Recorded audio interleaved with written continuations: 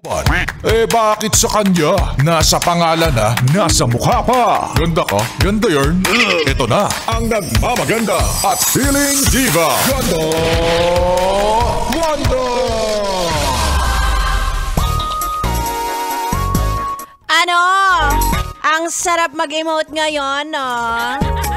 Bukod sa ganyan ang ating tugtugin. Ay, nako, umuulan! Parang may magre-relapse na naman. Mga yes, but it's me, it's a girl DJ Ganda Wanda. Kasama niyo na dito sa 101.1. Yes, FM na isa din sa mga nag-relapse. Ano? Ikaw ba, yes, friend? Natuwa ka ba sa mga nakita mong, alam mo na, mga binoto mo kahapon? Ayan. Naligayahan ka ba? Oh, meron bang pagsisisi? Magkakaalaman tayo dyan, diba? Anyway, gaya ng sinabi ko, naku, maulan-ulan na nga, no? Ang sarap mag-emote, ang sarap maglungkot-lungkutan, kahit wala ka namang problema, diba? Sipin mo, nag-i-emote ka ngayon dyan sa bus o kaya sa van. Nilalambing ka naman ng jowa mo. Oh, sabi niya nga sa akin, mamaya pag-uwi, magpainit kayong dalawa. Painit kayo ng ulo, ganun. Maraming pwedeng gawin, lalo na't nag-uulan na, no?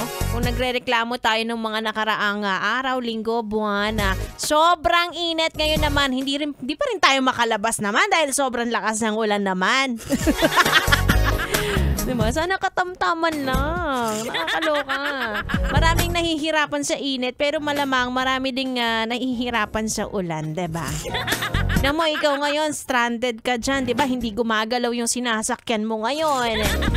Pero hindi ka pawis. Pero kapag mainit naman, ayan, mahaba tuloy.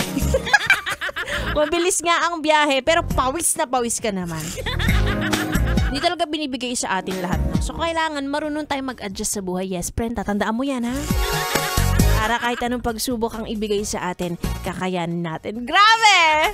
Very inspirational. Nag-election lang, nakakaloka.